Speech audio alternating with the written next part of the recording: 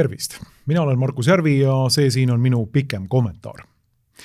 Eestis ehitatakse parasjagu kõigi silme all sõjademokraatiat. See on režiim, kus näiliselt demokraatlike kulisside taga luuakse samm-sammu haaval diktatuuri ja valmistatakse ette autoritaarset režiimi. Sõjademokraatliku režiimi tunnusjooneks on kõikide põhiseaduslike vabaduste ja õiguste nagu isikupuutumatuse õiguse ning sõna- ja südametunnistuse, usuvabaduse ja kehalise puutumatuse käsitlemine mitte absoluutsetena, vaid suhtelistena. Režiimi tootem mõiste, mille läbi hinnatakse kõiki eelnevalt mainitud vabadusi ja õigusi, aga ka korruptiivseid taristuprojekte ja tegelikult kogu ühiskondliku arutelu kliimat on julgeolek.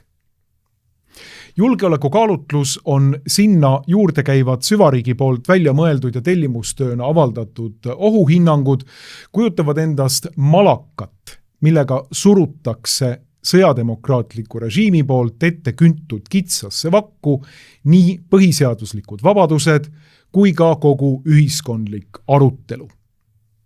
Julgeoleku argumendiga põhjendatakse ultimatiivselt kõiki valitsuse sigadusi.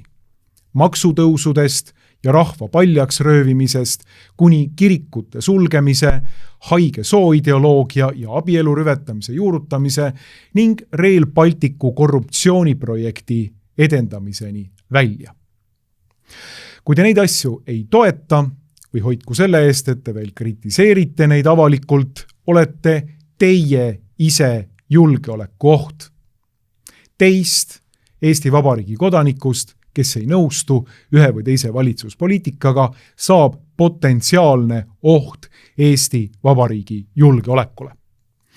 Sõjademokraatia taustasüsteemi ja tsiviilreligioonina toimib Ukraina tingimusteta toetamine. Ja mitte üksnes toetamine, vaid Ukraina sõja tegemine sõna otseses mõttes meie enda sõjaks, meie enda omaks. Me oleme sõjas, nagu seda kordas imbetsilse järjekindlusega kunagine Eesti peaminister, tänane Euroopa kõrge esindaja Kaja Kallas. Ukraina sõda ja selle tagajärjel Venemaa kõikjal kohal olev oht on režiimile sama tähtis nagu hapnikumask hingamisraskustega vanurile. Kui seda ei oleks, siis tuleks see välja mõelda. Sõjademokraatlik strateegiline kommunikatsioon valmistab 5. aastat järgemööda süstemaatilise ajupesuga rahvast ette esiteks demokraatlike ja kodanikuõiguste koomale tõmbamiseks, teiseks aga juba reaalseks sõjaks Venemaaga. Me oleme sõjas, see lause on mõeldud populatsiooni teadvuse ümberkujundamiseks ja vormimiseks ning vastu võtmaks ja põhjendamaks seda, millega muidu nõus ei oldaks. Me oleme sõjas, mul on tunne, et see on mõeldud ennast täitva ja meile endale häda kaela kutsuva ennustusena.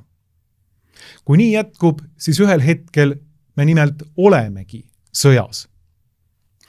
Illustreerimaks seda juttu, toome mõningaid näiteid ja alustame kõige debiilsemast, kõige totramast. Eesti Ekspress vahendab hiljuti seda, kuidas riik hakkab uurima 100 000 euro eest homofoobia ja soovaenu mõju julgeolekule. Enne võidi uurida, ma ei tea, selle ühiskondlikke järelmeid ja nii edasi, aga nüüd, tänases Eestis, sõjademokraatlikus Eestis, hakatakse siis käsitlema seda ohuna julgeolekule. Loomulikult esimese asjana tekib kohe see tunne, et kas meil ei ole panna 100 000 eurot kuskile mujale, ei loomulikult mitte. Majandus- ja kommunikatsiooniministeerium kuulutas siis välja sellise konkurssi, kus otsitakse 2 aasta pikkuseks uuringuks 100 000 euro eest homofoobia ja soovaenu mõju julgeolekule, selle tuvastamist ja nii edasi. See on siis Majandus- ja Kommunikatsiooniministeeriumi selline avalik riigihange või avalik konkurss, mille raames siis Majandus- ja Kommunikatsiooniministeerium ütleb muuseas seda, et Vene Föderatsioon on Euroopa soovastaste liikumise suurim üksikrahastaja. Sellised taktikad on muutunud ohuks inimõigustele ja julgeolekule, kuna neid kasutatakse hübriidsõja osana ühiskondade lõhestamiseks. Loomulikult ei ole hübriidsõda see, et meil on põhimõtteliselt Euroopa Liidu poolt siia toodud ja välismaalt sisse imporditud ideoloogilised lõhestuskeskused, mida kõik meie maksumaksjatena üleval peame, mida Sotsiaalministeerium rahastab nagu Feministeerium ja Eesti LGBT ühendus ja mingisugused muud äärmusliikumised ja sellised arvamustööstuse ja muu tööstuse liikumised veel, vaid probleem on see, et kui Eesti kodanikud tõusevad selle asja vastu üles, kui tekivad organiseeritud ühendused, nii nagu Sihtasutus Perekonnatraditsiooni kaitseks või nii nagu käesolev portaal Objektiiv, siis hakkab riik uurima seda, kuidas võivad need mõjutada Eesti julgeolekut. Ja siis on siin artiklis selline peatükk, et mis asi on üldse soovastane liikumine. No tuleme selle juurde kohe tagasi, aga enne vaatame seda, mida siis hakatakse üldse uurima. Kõigepealt tuleb riigihanke võitjal välja selgitada, mida kujutavad soovastasusest ja julgeolekust välismaa teadlased. Siis tuleb kaevuda Eesti oludesse ja vastata 4 küsimusele, kuidas soovastaseid ja LGBTIQ vastaseid narratiive luuakse, kes neid loob Eestis, kuidas erineb eestlaste osaks saav soovastasus välismaa trendidest ning milliseid riske tähendab see turvalisusele, julgeolekule ja demokraatia vastupanu võimele.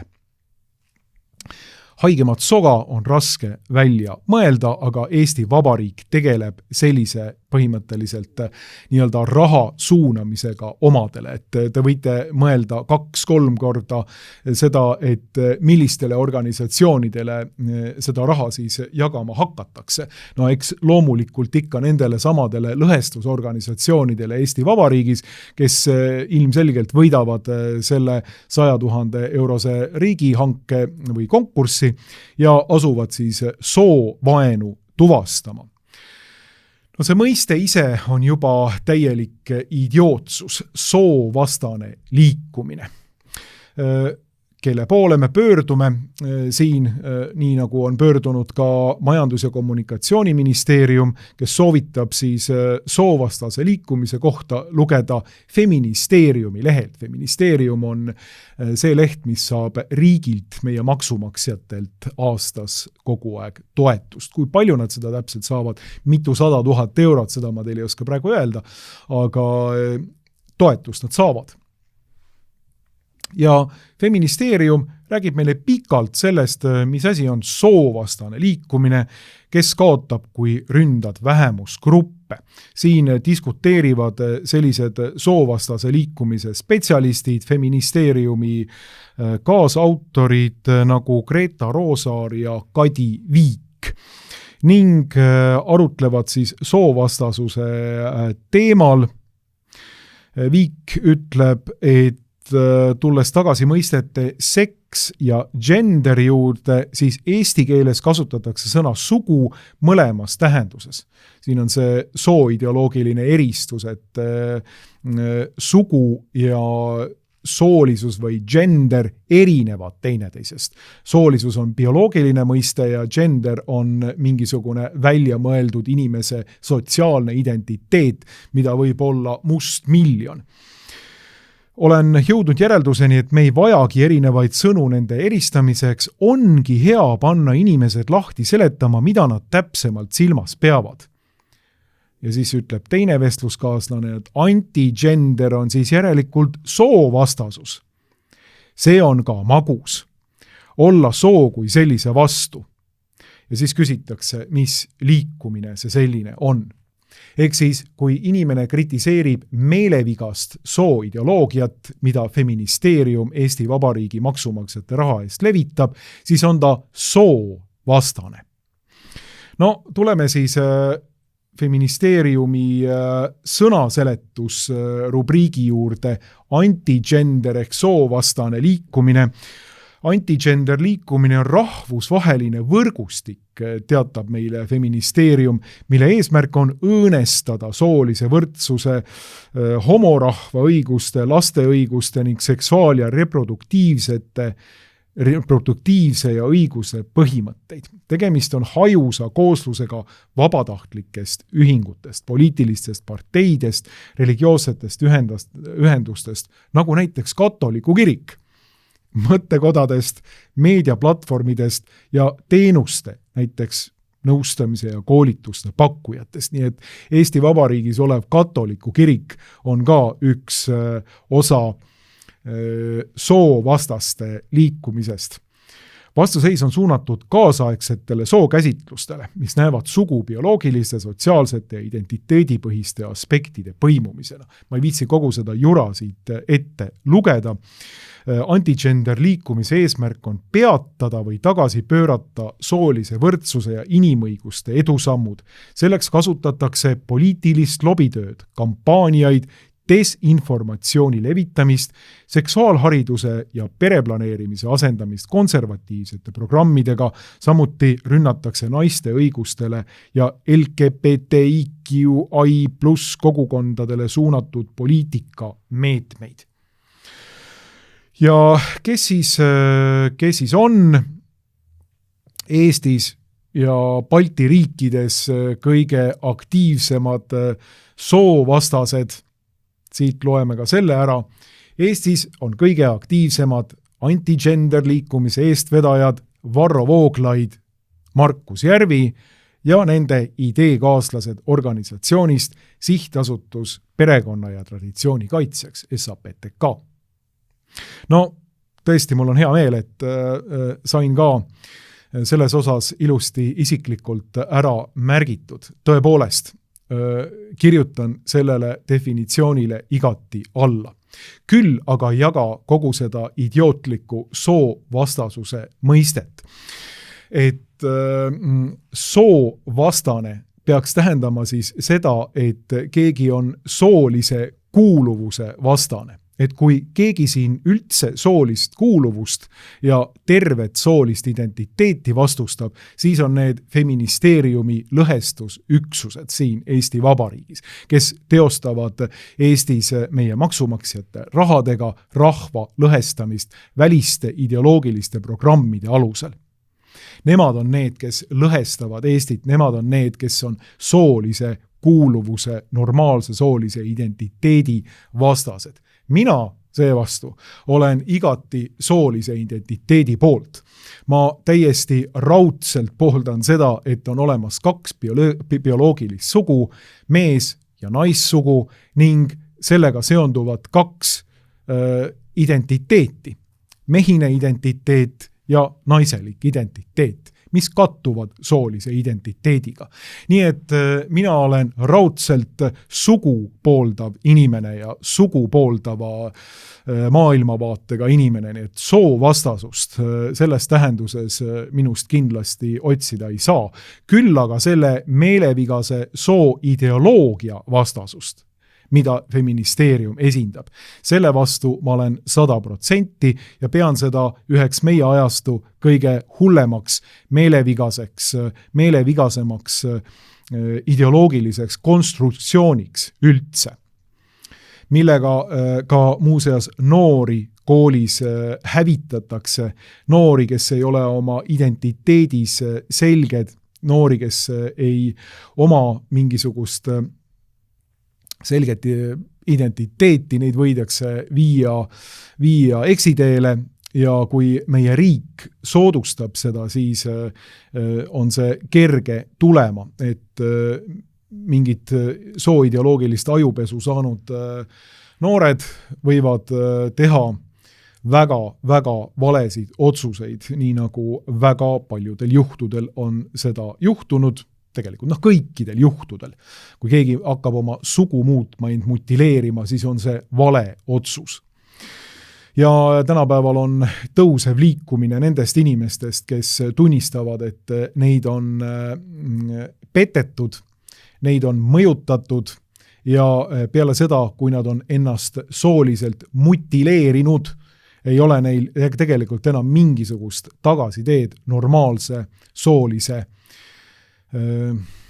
sooliselt määratletud keha juurde. Nad peab siis tagasi hakkama lõikama, aga see on juba omaette küsimus, kuhu ma siia sisse tulema ei hakka. Aga oluline punkt kogu selles asjas on see, et meie riigi majandus- ja kommunikatsiooniministeerium asub siis sellisele seisukohale, et need inimesed, kes sellist hullumeelset ideoloogiat kas vastu ei võta või aktiivselt töötavad sellele vastu, on mingil määral ohuks Eesti Vabariigi julgeolekule. Ehk ka selles meelevaldses ja meelevigases küsimuses nagu sooideoloogia seostatakse selle vastu olemine julgeolekuriskiga.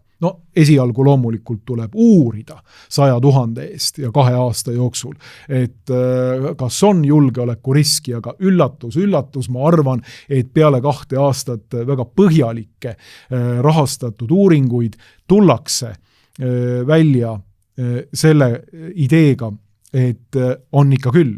Eelkõige olukorras, kus me ju teame, et kogu see revolutsiooniline seltskond on korduvalt kasutanud seda julgeolekuriski argumenti juba ning kadreerib kogu selle olukorra ju nagu siin dokumendis või Majandus- ja Kommunikatsiooniministeeriumi dokumendis on ka öeldud, et ega siis ju keegi muu selle taga ei ole, kui inimesed ei tunnista hullumeelset sooideoloogiat, kui ikka Vene Föderatsioon. Nii et siin näeme ühte peatükki selles julgeoleku argumendiga tasalülitatavast ja ülesõidetavast ühiskonnast. Ka selliste tervemõistuslike positsioonide väljakäimine Eesti ühiskonnas seda hakatakse käsitlema kui julgeolekurisk. Ja nüüd kõikidele inimestele loomulikult, kes selles vallas räägivad, et kas te olete valmis ennast tunnistama Eesti Vabariigi julgeolekule ohuks, sellepärast et ei tunnista, ma ei tea, 276 sugu. Hullumeelsus. Aga see asi loomulikult ei jää siia, lähme edasi sellelt totralt sooideoloogia platvormilt ja feministeeriumi hullumeelselt seltskonnalt ja läheme nii-öelda korruptiivsete taristuprojektide juurde. Hiljuti tuli välja Martin Ehala intervjuu tänaseks Läti peaministri positsiooni endale võitnud Andris Kulbergsiga, kes ütleb, et Rail Balticu projektile tuleb anda sõjaline staatus. Ohoo! Me oleme aru saanud seda, et Rail Balticu projekt on olnud ju tsiviilobjekt. Meil on kogu aeg räägitud, et see on esmalt selleks, et neid miljoneid ja miljoneid inimesi, kes seda kasutama hakkavad aastas, lisaks veel ka kauba vahetusprojekt, et seda hakkavad kasutama kaubarongid, et see on projekt, mis on lihtsalt puhtalt tsiviilotstarbeline. Aga nüüd tuleb Läti peaminister Andris Kulbergs välja seda, et ainus viis, kuidas kogu see täiesti põhimõtteliselt võssa põrutanud pea ees, põrutanud korruptiivne raha õgiv projekt, millele ei ole ei Eestis, Lätis ega Leedus tegelikku rahastust. Ainus viis, kuidas seda päästa, on kuulutada see sõjaliseks projektiks. Ehk siis järjekordselt panna sinna peale julgeoleku temaatika pitser. No vaatame, mida Kulbergis siin siis nüüd räägib. Ta räägib muidugi Rail Balticu probleemidest, et puudub ühtne juhtimine. Puudub 3 Balti riiki ülendav juhtimine ja sestap see projekt pole kuhugi jõudnud. räägib ta siin muuseas ka väga huvitaval viisil sellest, et mis oli Läti-poolne probleem. Läti-poolne probleem oli see, et hakati ehitama siis tohutut Riia terminali. Miks see nii tohutu on, küsib Ehala Kuulbergsi käest. Sest suurema EL-i raha saamiseks vajasime positiivset kulude-tulude analüüsi. See nõudis prognoositava reisijate arvu suurendamist, sellest ka mastaap. See on sürreaalne stsenaarium. Rahvusvaheliste konsultantide prognoosid ennustavad, et Rail Baltica veab 2056. aastaks 51 miljonit reisijat. Prognoosid on nii suureks aetud ainult rahastamise lahtrite täitmiseks. Kui arvutaksite kulu realistliku reisijate arvuga, võiksime sama hästi Rail Balticu täna sulgeda. Kuid reisijate arvu kunstlik suurendamine viis jaama suuruse kahekordistumiseni 2000 meetrilt 4000 meetrile, et mahutada kõiki neid fiktiivseid reisijaid. Ja see tingis rongijaamad, mis on suuremad kui meie lennujaam. See on tohutu kulu, millel pole selget kasutust. Ja siis hakkame lugema, et kui palju puudu on. Ainuüksi esimese etapi puudujääk on Lätil 2,7 miljardit eurot. Eestil on võrdluseks paremas olukorras vajades umbes 800 miljonit eurot, aga see on väga eksitav ja ma oleksin Eesti põhiliini maksumuse hinnangute suhtes väga skeptiline, ütleb ta. Leedut ootab 3,7 miljardi euro suurune puudujääk, kuid raha pole ainus probleem.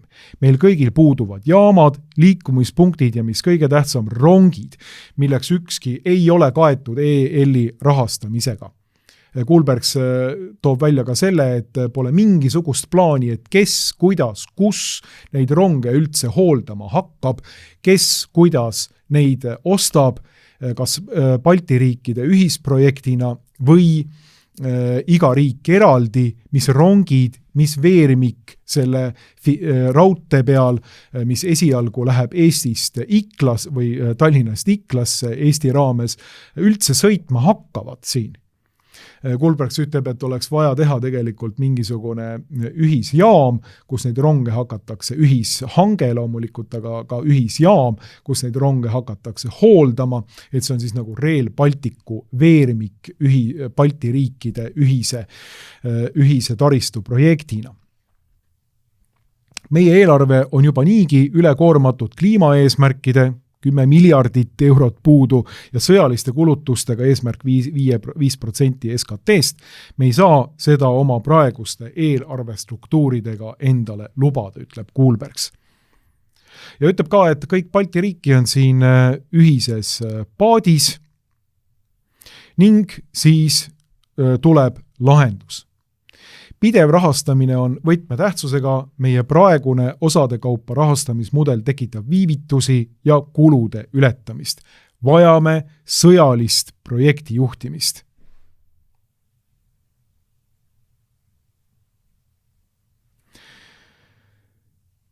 Peame ühiselt määratlema, mis on teostatav, kindlustama EL-i rahastamise, kuulutama projektile sõjalise staatuse ja ehitama vastavalt. Nii et kujutate nüüd siis ette. Rail Baltic, millest algusest peale on räägitud kui tsiviilobjektist, ainus lahendus, mille Läti tänane peaminister välja pakub, on selle kuulutamine sõjaliseks objektiks ja sõja erirahastusprojektidest, sellele ka siis kaitseprojektidest rahastuse hankimine. No, eelkõige me ju teame seda, et millest on rääkinud paljud spetsialistid, et sõjalise objektina selline monokoridor Tallinnast Lätti ja sealt edasi Leetu on äärmiselt haavatav. Selle võib kõikvõimalike ülesõitude, sildade, sõlmpunktide pommitamisega täiesti kasutuskõlbmatuks teha kohe. Et siin puudub igasugune sõjaline eesmärk.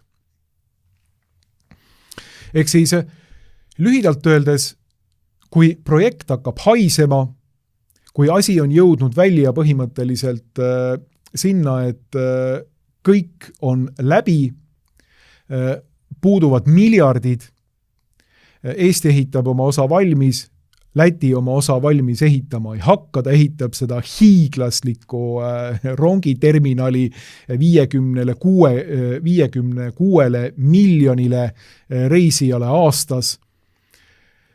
Siis ainus lahendus on lüüa see julgeolekupitser sinna juurde ja päästa kogu see projekt selle julgeolekupitseriga ära. See sama sõjademokraatlik idee, mis siin saate alguses, mida ma üritasin saate alguses sõnastada. Pannakse peale ka nüüd siis Rail Balticule või vähemalt Kuulbergsi hinnangul oleks hea idee, et seda teha. Meil on laip, mis hakkab mädanema. Selle asemel paneme peale sõjalise staatuse templi ja äkitselt justkui peaks see laip üles ärkama ja hakkama vaata, et veel kuulutama Rail Balticu ainuvõimalikkust ja suurepärast strateegilist, sõjalist vajalikkust Eestile, Lätile ja Leedule. Sinnamaani oleme siis jõudnud selle Rail Balticuga. Kui me tuleme Eesti väljaütlemiste kohta, siis siin on alles hiljuti vanameister Kallas tulnud välja käesoleva aasta märtsil, et Venemaa olevat lubanud teha kõik, et Rail Balticut ei tuleks korduvalt. Muuseas on Siim Kallas maininud seda, et Rail Balticu vastased ajavad Venemaa asja. Ja kujutate nüüd ette, kui see ilus julgeolekupitser siia Rail Balticu hävitamis, Eesti looduse hävitamis, rahakoti hävitamis projektile peale pannakse, siis mis pitser pannakse peale, nii nagu Siim Kallas ja paljud teised on seda juba korduvalt niimoodi ühiskondliku arutelu käigus Rail Balticu vastastele peale pandud, siis nüüd pannakse juba ametlikult see pitser peale, et kõik, kes Rail Balticut kritiseerivad, on julgeolekuoht loomulikult, sest nad kritiseerivad meile olulist strateegilist projekti. Nii nagu Nursipalu kritiseerijad on saanud endale otsa ette selle sama julgeolekuohu templi. Nii et kogu see Rail Balticu vastane kriitika üritatakse teha ametlikuks. Ei, te ei saa enam kritiseerida sellised inimesed nagu Endeloja, Priit Humal, teised väljaanded nagu Objektiiv ja tegelikult väga paljud ühiskonnas, kes on Rail Balticut kritiseerinud, julgeolekuoht ei ole siin mitte midagi, kuigi Rail Baltic julgeoleku taristuna ei toimi ega hakka kunagi toimima. Toome teisi viise, kus kogu see julgeoleku argument sõidab üle kõikidest teistest argumentidest, kaasa arvatud usu ja südametunnistuse vabadusest. Me oleme kommenteerinud ka seda Objektiivis korduvalt ja nüüd hiljuti ka Varroga siin Fookuses saates selle sama laua taga.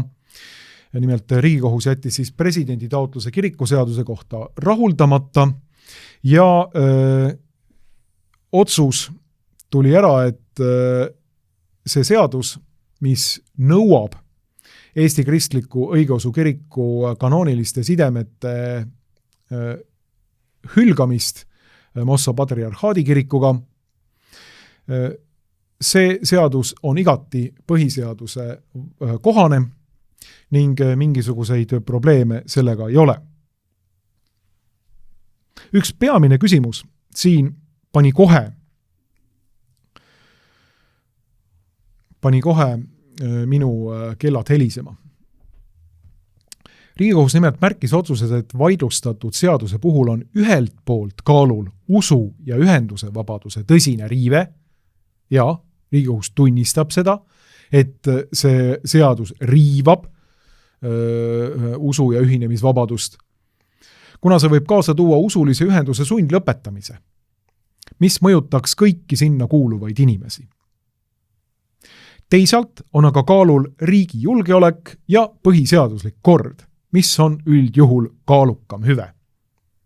See põhiseaduslik kord siin, selle võite peaaegu et ära unustada, aga see sõna julgeolek tuleb siin eriti rasvaselt alla joonida. Ehk siis julgeolek on see, mis kaalub üles usuvabaduse, ühinemisvabaduse ja südametunnistuse vabaduse. Meil on mingisugused kapo ohuhinnangud, mis ütlevad, et Moskva patriarhaadiga kanoonilise sidemetes olev kirik on Eestile julgeolekuoht. Neid ei ole vaja põhjendada, ei ole vaja avalikult neid argumenteerida, tuuakse lihtsalt kuskilt süvariigi koridoridest välja ohuhinnang ja kõik peavad justkui noogutama, kõik peavad jaatama, kõik peavad ütlema, et jah, nüüd on siis usu- ja ühinemisvabaduse mahasurumine Eesti Vabariigis õigustatud, kuna me tuvastasime siin julgeolekuohu. Või ohu veel, ma ei tea, Eesti põhiseaduslikule korrale. See on see, millega kõigest Eesti Vabariigis nüüd siis hakatakse sõjademokraatlikus diktatuuris üle rullima. Seda on nüüd juba tehtud kõnealuse seadusega ja nüüd saab näha, mismoodi Eesti Kristlik Õigeusu Kirik seda lahendama asub. Esialgu on antud neile aega 6 kuud, et oma kanoonilised sidemed üle vaadata. Ma olen seda nii palju korranud tegelikult, et ma ei tahaks seda siin kommentaaris enam korrata, aga kanoonilised sidemed nendele kirikutele on keskse, usulise, dogmaatilise tähtsusega. See, millise kirikuga oldakse kanoonilistes sidemetes, on vanadele kristlikele kirikutele. Nii nagu tegelikult ka Villu Kõve ja teised Riigikogu kohtunikud oma eriarvamuses sellele kohtuotsusele toonitavad, on olulise religioosse, keskse religioosse tähtsusega. Ei ole nii, et inimesed võivad oma kanooni või usulised ühendused, kirikud võivad oma kanoonilised sidemed lihtsalt niisama katkestada. Katkestades oma kanoonilised sidemed heidetakse ennast välja emakiriku usulisest ühendusest, tehakse endast põhimõtteliselt kirikust välja heidetud usulise ühenduse kiriku liikmed, mis on nendele kiriku liikmetele täiesti fataalse tagajärgedega. Ei ole niimoodi, et neid kanoonilisi sidemeid saab lihtsalt Eesti riigi käsu peale kuidagi lihtsalt muuta. See ei ole võimalik. Aga just nimelt seda Eesti Vabariik oma selle julgeoleku argumendiga praegu Eesti Kristlikult Õigeusu Kirikult nõuab. Ja siin on veel huvitavaid aspekte. Siseministeeriumi usuasjade ja kodanikuühiskonna osakonna nõunik Ringo Ringvee rääkis meile sellest, kuidas kogu selle seadusega asutakse ennetama ohtu. See on nüüd teine äärmiselt tõsine mõiste, mis korduvalt on käinud läbi erinevatest sellistest diktatuurilistest projektidest Eestis. Me asume juba ennetama ohtu julgeolekule ja põhiseaduslikule korrale. No kuulame, mida Ringo Ringveel on öelda. Aga kui me vaatame seda seaduse mõtet, siis me räägime siin ka ohu ennetamisest. Et see on üks oluline moment, et sellised võimalused, et meil juhitaks usulist ühendust välisriigist, sellise usulise ühenduse poolt, kes on vaenulikult meelestatud Eesti Vabariigi vastu, siis see ei peaks sellisel kujul aset leidma. Jaa, Siseministeerium hakkab ennetama Eesti Kristliku Õigeusu Kiriku osas ohtu Eesti Vabariigi põhiseaduslikule korrale ja Eesti Vabariigi julgeolekule. Ja Ringo Ringvee räägib siin juba sellest, et usuline ühendus on vaenulikult potentsiaalselt meelestatud Eesti Vabariigi vastu. Mis meil siin siis on? kui me vaatame Eesti kristliku õigeusu kiriku positsiooni Eesti ühiskonnas, siis see kirik on käitunud seaduskuulekalt, mitte midagi ei ole tehtud Eesti Vabariigi seaduste vastu, mitte midagi pole ka olnud ette heita Eesti kristlikule õigeusu kirikule, nagu ta oleks käitunud kuidagigi Eesti seadusi eirates, mitte seaduskuulekalt. See kirik on mõistnud hukka Venemaa sõjategevuse Ukrainas. See kirik on korduvalt kinnitanud oma ustavust Eesti Vabariigi põhiseaduslikule korrale, korduvalt rääkinud sellest, et ta on ustav Eesti Vabariigi põhiseaduslikule korrale, et ta ei ole julgeoleku ohuks. Pühtitsa nunnad on kinnitanud korduvalt seda, et nemad tegelevad põhimõtteliselt ainult palvetamisega, kaasa arvatud Eesti riigi ja Eesti riigi juhtkonna eest palvetamisega. See on üks ajalooline nunna klooster, mis on Eesti kultuuriruumi osa. Ja siis tuleb meile Siseministeeriumi ametnik, kes räägib seda, et ei, meil oli vaja see seadus nii-öelda rätsepa tööna sellele kirikule osutades vastu võtta selleks, et asuda ennetama ohtu julgeolekule. No kui see on demokraatlik ja põhiseaduslikke õigusi austav mentaliteet, siis ma tahaks teada, milline on diktatuurlik mentaliteet. See siin on selline tüüpiline sõjademokraatlik, diktatuurlik mentaliteet, mida Ringo Ringvee siin väljendab. Ja loomulikult kõik need, kes kritiseerivad seda seadust ja kritiseerivad selle seaduse vastuvõtmist, ka praegu, kus Riigikogus on andnud oma hinnangu, ja ma ei lähe selle teemaga nagu sügavuti, neid erinevaid aspekte on siin tohutult palju, ma käsitlen seda teemalt ainult sellest nii-öelda julgeoleku aspektist, neid hakatakse nimetama jällegi julgeolekuohuks Eesti Vabariigile. Mitte ainult seda kirikut, mis on välja mõeldud süüdistuste alusel julgeolekuohuks tituleeritud, vaid ka neid, kes kaitsevad seda kirikut. Raske on siin selles mõttes midagi väga põhja pandavat öelda, sellepärast et ka Vabariigi president on olnud kogu aeg sellel positsioonil, et see seadus on Eesti põhiseadusele vastu käiv, see riivab usu ja südametunnistuse vabadust ja kogunemisvabadust ning kui oleks reaalselt tuvastatud selle kiriku oht Eesti julgeolekule või põhiseaduslikule korrale, siis juba olemasolev seadus annaks kõik võimalikud võimalused selleks, et võtta see kirik ja selle juhtkond vastutusele. Et nüüd siis eeldatakse seda, mida muuseas ka Villu Kõve ja teised kohtunikud oma eriarvamuses välja toovad, et just kui kanooniliste sidemete lakkamine Moskva patriarhaadiga oleks piisav ennetusmeede selleks, et mingisugust potentsiaalset mõjutustegevust ei tulekski. Et see on nüüd see nii-öelda nabanöör, et kui see katki lõigata, siis need inimesed, kes oleks just kui potentsiaalsed Eesti Vabariigi julgeoleku õõnestajad, ei teeks seda enam edasi. No see on täiesti idiootlik argument, et kui eeldada seda, et Eesti kristliku õigeusu kiriku juhtkond on ohuks Eesti Vabariigi põhiseaduslikule korrale, siis tuleks need inimesed vangi panna. Loomulikult nad ei ole seda. Loomulikult nad ei ole seda. Nad ei ole ohuks Eesti julgeolekule, Eesti Vabariigi põhiseaduslikule korrale. Aga kui eeldada, siis kanooniliste sidemete lakkamine ei vähenda ohtu Eesti julgeolekule vähimalgi määral. Vastupidi, see võib seda veel kasvatada, sellepärast et ükski mõjutusorganisatsioon ei taha olla mingites nähtavates kanoonilistes sidemetes oma ma ei tea, emakirikuga või emaorganisatsiooniga, siis ma ei tea, antud juhul FSB või mingisuguste muude hüpoteetiliste luureorganisatsioonidega.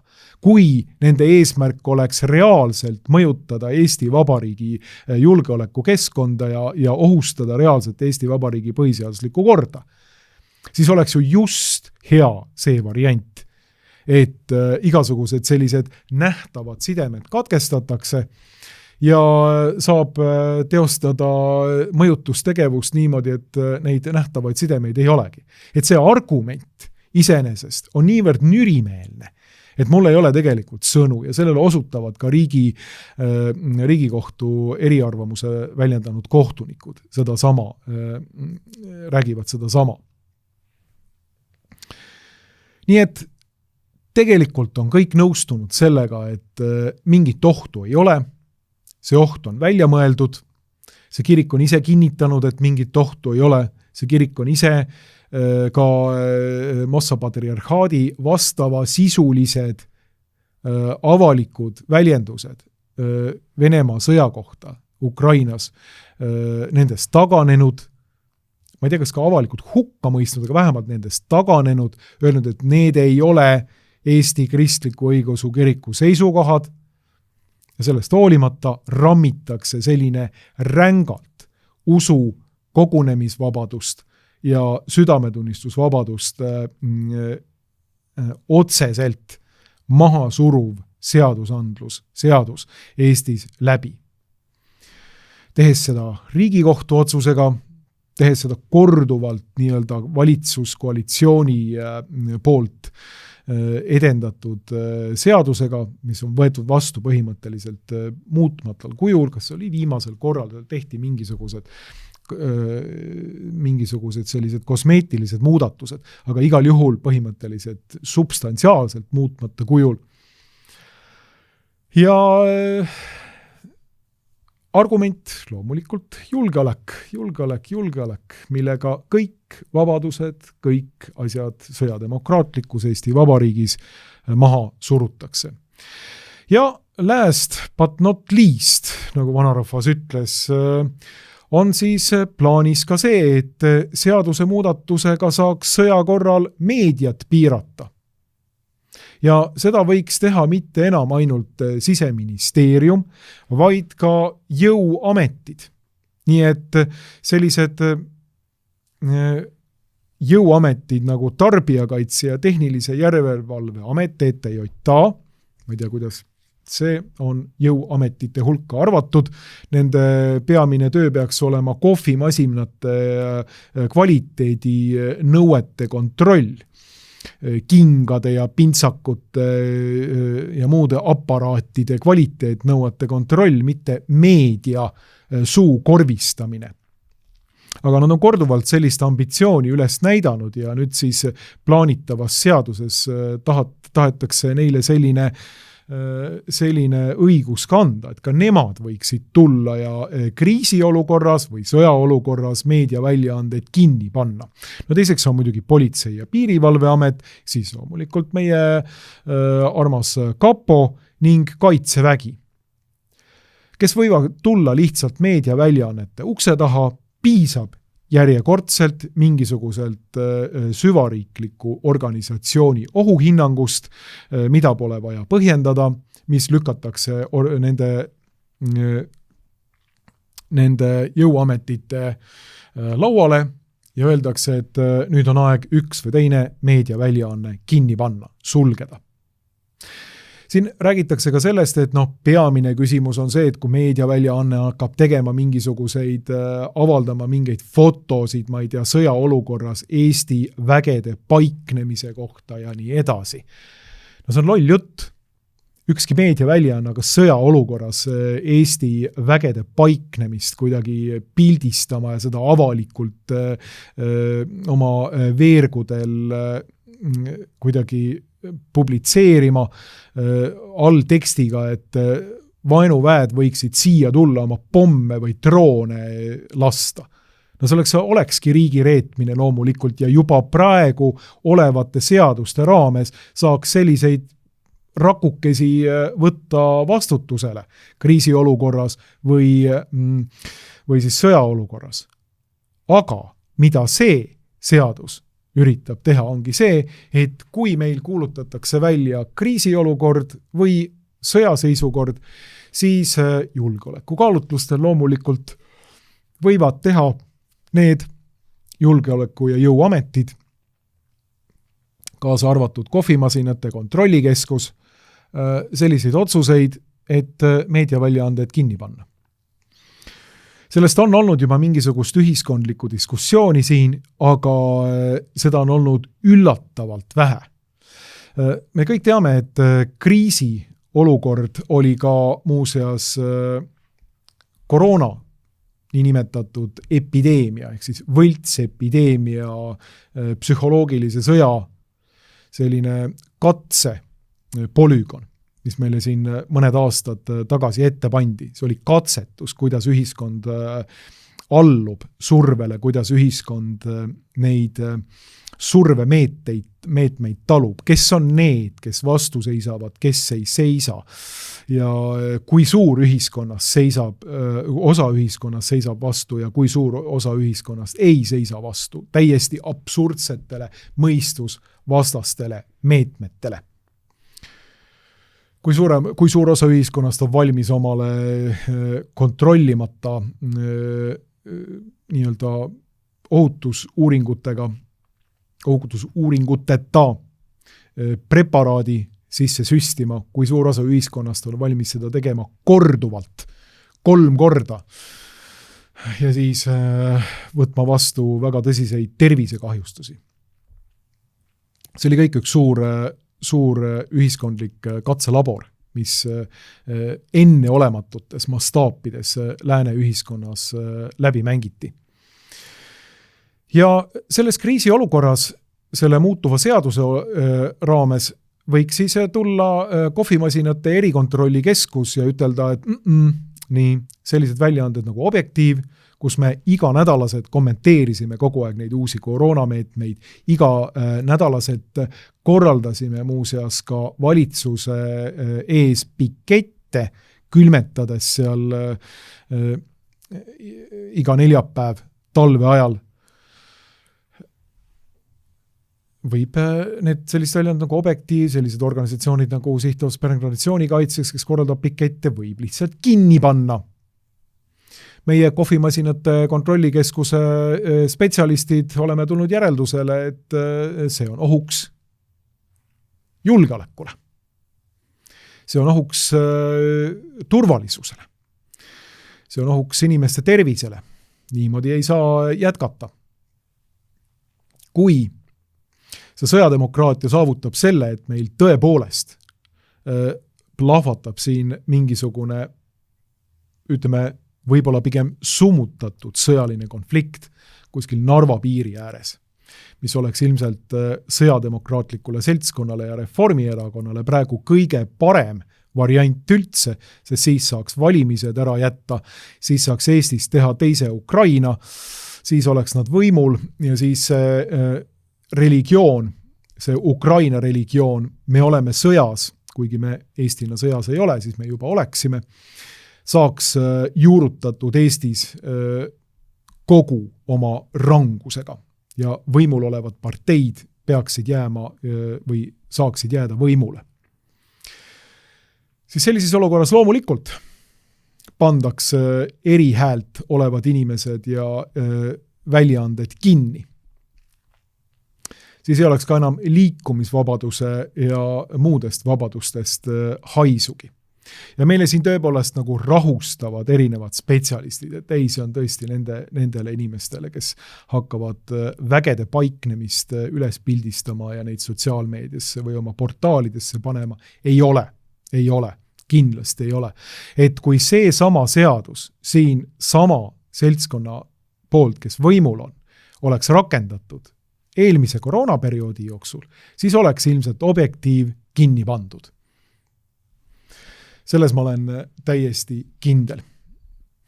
Ja sellised seadused, julgeoleku argumentidega ühiskonna ähvardamine, on ka testiks sellele, et kuivõrd suur hulk ühiskonnast on neid inimesi, kes selle argumendi alla neelavad. Vaadake, kui ikka on julgeoleku oht ja need seal, kes räägivad, on julgeoleku ohuks Eesti Vabariigile, objektiiv näiteks, siis kui paljud on valmis protesteerima selle nimel, et äsja kinni pandud objektiivi peatoimetaja Markus Järvi või näiteks SAPTK juht Varro Vooglaid võidakse vabaks lasta või tuleks vabaks lasta. Ei, nad on ju ohuks meie julgeolekule, saate aru, inimesed. Et see on tegelikult kokkuvõtlikult üks suund, kuhu me oleme nüüd otsustavalt peale Ukraina sõda jõudnud. Et meie Stratkom, meie sõjademokraatiat üles ehitav kiltkond, nomenklatuur, on võtnud selle enda südame asjaks. Ja kui me oleme enne rääkinud terve objektiivi ajaloo jooksul sellest, et kogu lääne ühiskond on suubumas diktatuuri, totalitarismi, selliseid väikeseid pisikesi minidiktaatoreid ja taskudiktaatoreid, taskutüranne tuleb igalt poolt, hüppab välja kõikidest ametitest, eelkõige jõuametitest, kord koertega, kord ilma, siis nüüd me näeme seda, et see totalitaristlik ühiskond on võtnud nii-öelda totalistliku ühiskonna ülesehitamine, on võtnud tuurid üles ikkagi täielikult. Ja Eestis sõjademokraatiat luuakse täiel määral. Iga samm on selles suunas, et kodanikuvabadusi piirata. Ja nüüd on minu üleskutse kõikidele vaatajatele, tegelikult kogu Eesti ühiskonnale, loomulikult ma ei pretendeeri, et kogu Eesti ühiskond seda kommentaari või teisi objektiivi videosaateid vaatab. Kui me ühiskonnana ei hammusta läbi sellest julgeoleku ettekäändega teostatavast diktatuurilisest sõjademokraatiast ja sellest mullist, mida meile peale üritatakse luua, siis me tegelikult ei väärigi oma vabadusi. Siis me oleme nad ise vabatahtlikult käest ära andnud turvalisuse, julgeoleku kaalutlustel, ettekäändel ja tegelikult me enam ei vääri neid. Ja siis, head inimesed, tehakse teiega kõike. Siis tehakse teiega ükskõik mida. On juba tehtud, aga tehakse veel.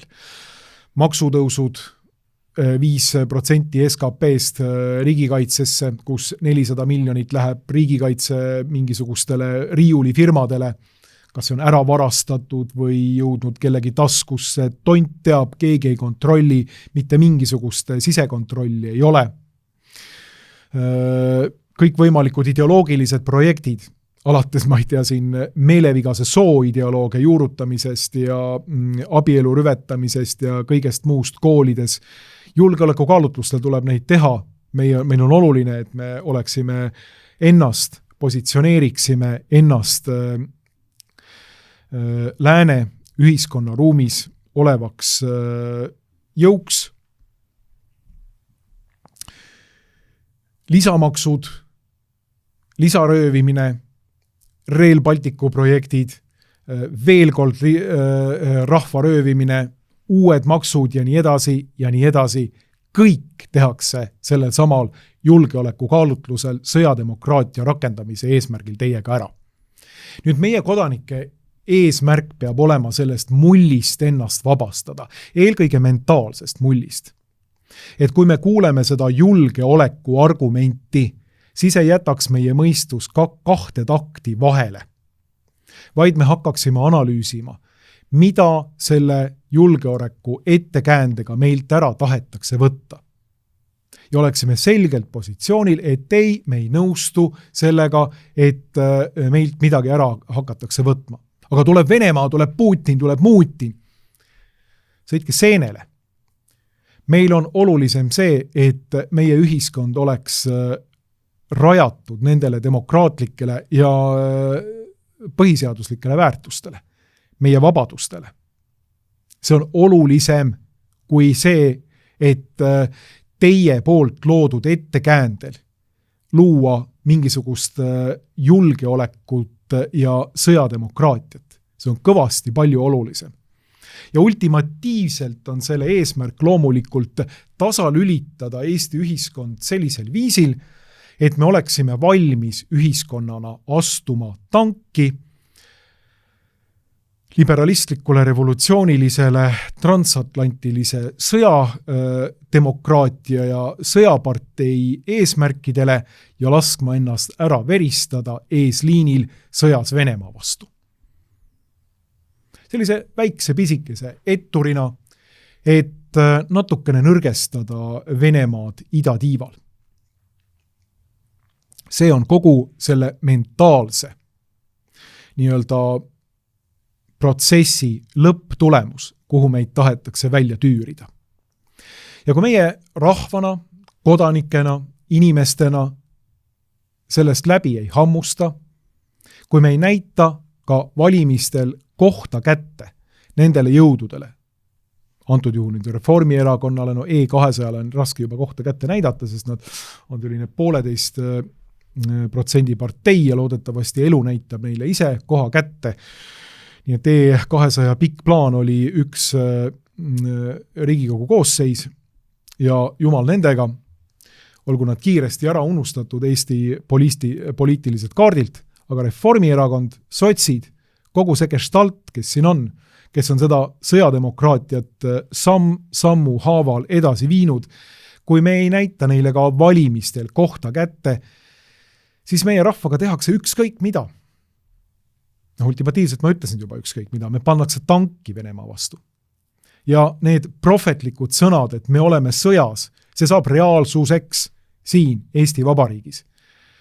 Kord sõidavad ühed tankid üle idast läände, kord sõidavad läänest itta ja meist jääb järgi märg, verine plekk. Selleks konditsioneeritakse meie teadvust parasjagu Eesti sõjademokraatia ülesehitamisega. Ja meie töö on sellest läbi näha. Meie töö on hoiatada. No meie siin objektiivis oleme kogu aeg ainult hoiatanud selle üle. Ja meie töö on tegelikult kätte näidata see koht, et selle lipu all olev okupatsioon, nii-öelda selle banaalse, idiootse homolipu all teostatav okupatsioon. Ja see homolipp, mis tegelikult on okupatsiooni sümbol, et mille raames teostatakse tegelikult kõiki neid ideoloogilisi projekte, kaasa arvatud seda sõjademokraatia edendamise projekti. See on Rail Baltic, maksutõusud, roheenergia, sõjademokraatia, usu ja südametunnistuse vabaduse mahasurumine. See lipp, see okupatsiooni sümbol võtab kõik selle kokku. See on see sümbol, mille transatlantiline sõjapartei paneb maha ja nõuab, et see oleks maha pandud nendes maades, kus seda projekti ellu viiakse. Et me ammustame sellest läbi, et me hülgame selle ja näitame nendele poliitilistele jõududele koha kätte, kes seda meie rahva üle tahavad teostada. Sest vastasel korral me sureme ära. Vastasel korral me lihtsalt kutsume endale kaela häda ja vastasel korral jääb meist järgi märg, punane plekk. See on meie saatus siis. Meie siin objektiivis hoiatame kogu aeg selle eest. Mina oma kommentaaris, ma tänan kõiki neid inimesi, kes on annetanud minu kommentaari edasikestmise nimel ja toetanud selle tegemist. Suur tänu teile. Ma tänan loomulikult kõiki inimesi, kes on toetanud objektiivi, sellepärast et ma toonitan seda, et objektiivis kestab parasjagu meie kevadkampaania, mille raames me peaksime korjama kokku järgmise poole aasta vahendid selleks, et neid saateid teha siin, aga mitte ainult loomulikult. Et ma ikka jälle nagu näen seda argumenti, et mõned saated ainult, et selleks kogute kokku seda raha. Ei, me peame üleval tervet portaali, kus on arvamused, igapäevased uudised, videosaated, raadiosaated iga nädal ja nii edasi, et kes ei usu, mingu lehele objektiiv.ee. Et sealt saate teada, et mida me Objektiivis tervikuna teeme. Mitte ainult YouTube'is avaldatavaid saateid, tõlkeid, uudised, nii edasi. Et selleks seda teha, on meil vaja loomulikult teie toetust. Ma tänan veel kord kõiki, kes te olete juba annetanud, ma tänan, kes olete toetanud tõepoolest ka minu kommentaari. Sellised mõtted seekord ja kui Jumal annab, siis järgmisel nädalal uuesti. Kõike head!